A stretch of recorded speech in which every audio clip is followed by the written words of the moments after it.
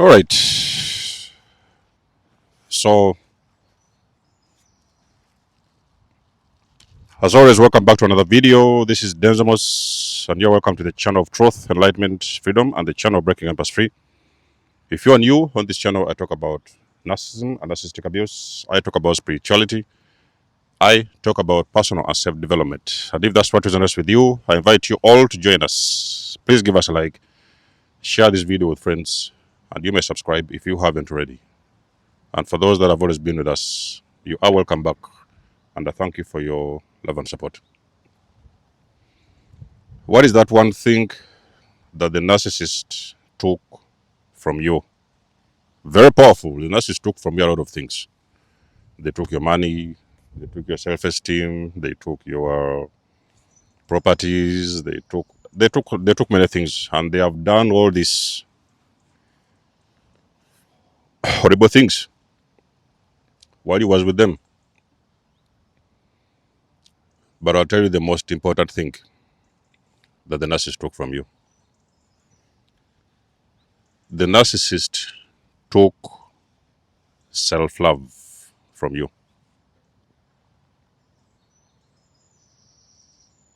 How many of you guys agree with me? Many empaths, you're not aware of this. A lot of you guys who are leaving the narcissist, you're starting to get this awareness of narcissistic abuse. The very first thing you're going to realize post-awakening or post-abuse is that you don't know how to love yourself. You don't understand what is self-love. You don't know what is self-love. You don't know. We did not know. Now I know because I'm healed. But many years ago, I did not understand what is self-love. I didn't know how to validate myself. I didn't know how to speak to myself. I didn't know how to listen to myself. I did not know how to treat myself. Now, you see, this entire experience of narcissistic abuse, it teaches us a lot of lessons.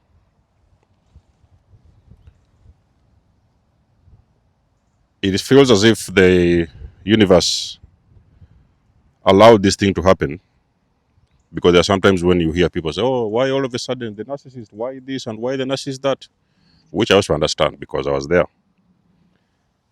But when you've come out on the other side and you've done the healing on yourself, you take some time to reflect back in those days when you was with those people, and you try to understand what was the reason, what was the intention, what was the motive. Was there anything you could pick up from that? Was there some things you could learn? And in one of those things, you're going to realize in everything that you've ever done with those people, or maybe even pre those entanglements, you never knew how to love yourself. This could have been a result of the conditioning in the family that you was born, because most likely you also have, if you have gotten entangled with narcissists every now and then eventually there's a very, very big chance that you've also entangled with the narcissists in your own home. And the conditioning is very intense.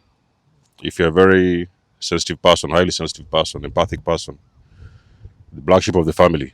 So you will always be conditioned to love other people before you love yourself. So you could have found yourself struggling with so many decisions in your life. What do I need to do? Maybe sometimes you have your last dollar, you gave it to your sibling. Sometimes you have your last meal, you gave it to a homeless person. Sometimes you guys are going for an event, you have got your best clothes. You was like, okay, you wear my coat, wear my dress. Me, I will be okay with this other one. So that kind of thing was a conditioning. And this never allowed you to understand your needs, what it is that you really need. Even if you have those needs, you did not understand that sometimes it was always important to pour. You couldn't pour from an empty cup, okay? Empaths are the kind of people who want to, they're like sacrifice. They like to sacrifice themselves for other people to survive. And that has got you into a lot of trouble, because for other people to thrive, they always have to find a sacrifice. I've done a whole video and I've told you the black sheep of the family is the sacrificial lamb. There's a reason as to why I did that video. Many of you guys haven't watched that video. So you always put your needs behind you. You are always a person who has been putting other people's needs in front of you. Before you can care of yourself, you're going to make sure you take care of somebody. And that thing has been a cycle. So when you're breaking free and starting to heal, you're realizing that is one of the cycles you're breaking upon other things that have been happening, because a lot of things happen when you are in those situationships. So upon other things, you're starting to focus inwards and understanding the things you need, the direction you want to go, the way you want to treat yourself, the way you want to validate yourself. You no longer need somebody to validate you or somebody to tell you that you're enough, somebody to tell you that you're okay. You can wake up every morning, you will actually tell yourself, I'm okay. One of the two most powerful words I've learned in the beginning of my journey, I am, those two words, was the most powerful words I ever learned. So having used a lot of affirmations at the time, because I used to watch a lot of, what do they call those things called? Those self-love programs. I used to watch a lot of those programs to understand how can I better love myself. And understanding that it was a conditioning, I could now start telling myself all these beautiful things that nobody was ever able to tell me, understanding that the love has always been inside of me. And the thing is, a lot of empaths have ended up in relationships that they wasn't supposed to be. You will strive to make it work. You will roll over the floor. You will do whatever it takes. You want even to cut off your hand. You want to do what you can do, just for you to make sure that the other partner is satisfied, whether it is financially, whether it is emotionally, maybe sexually, whatever, physically. You have always tried to make sure that the other person is satisfied, only for you to realize that you was never able to satisfy yourself.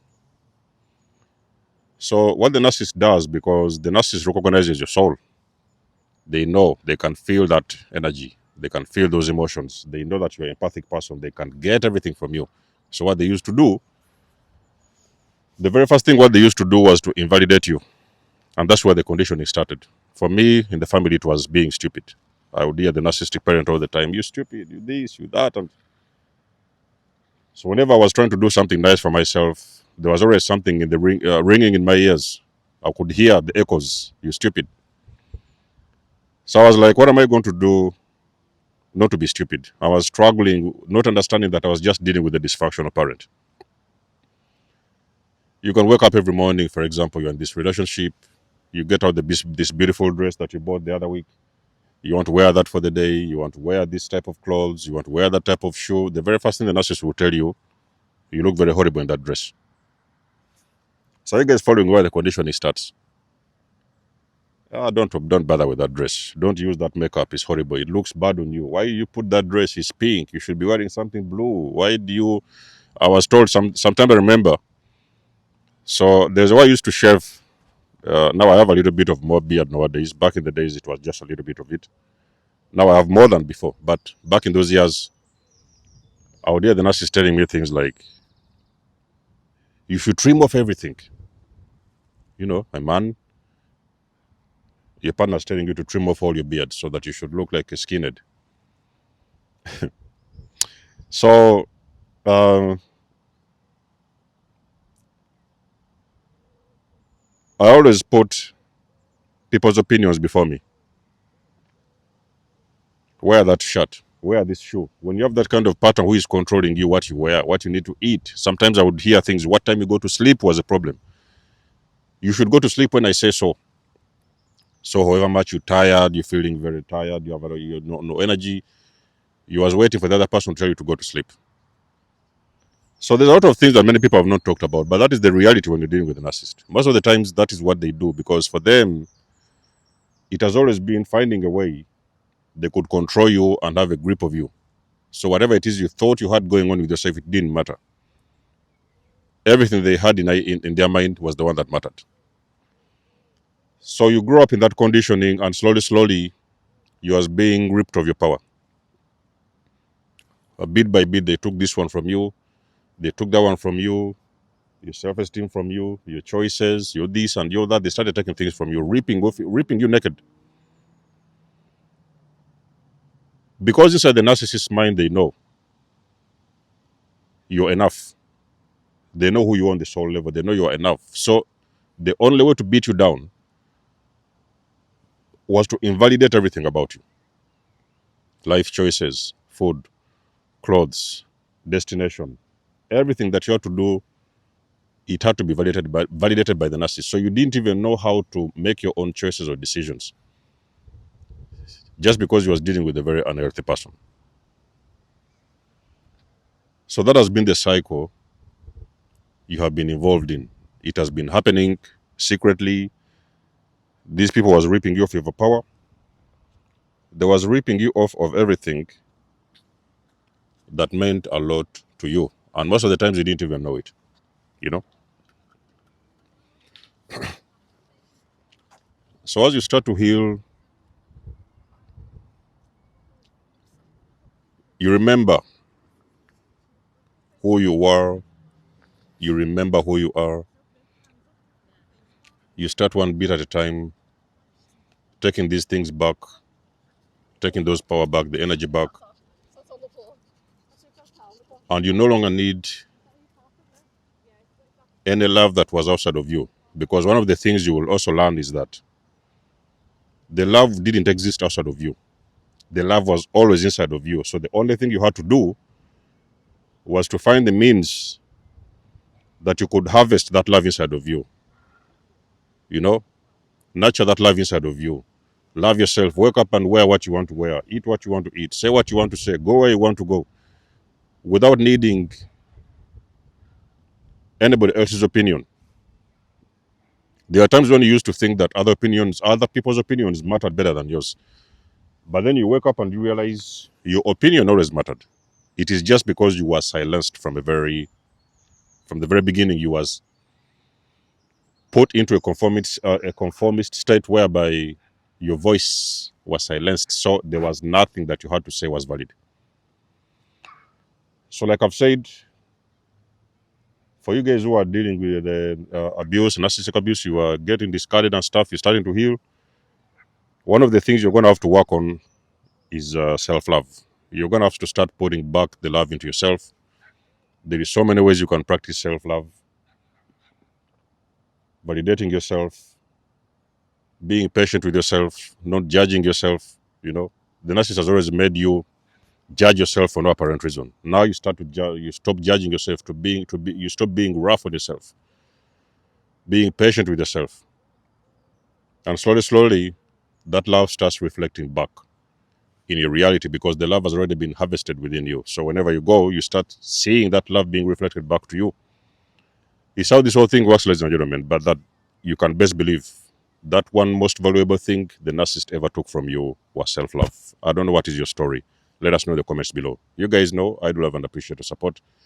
Please book a session. You may donate or support my channel if you want to. Everything you need, you will find it in the description below. And until then, see you guys in my next one. There's the most signing out. Much love and blessings. Peace.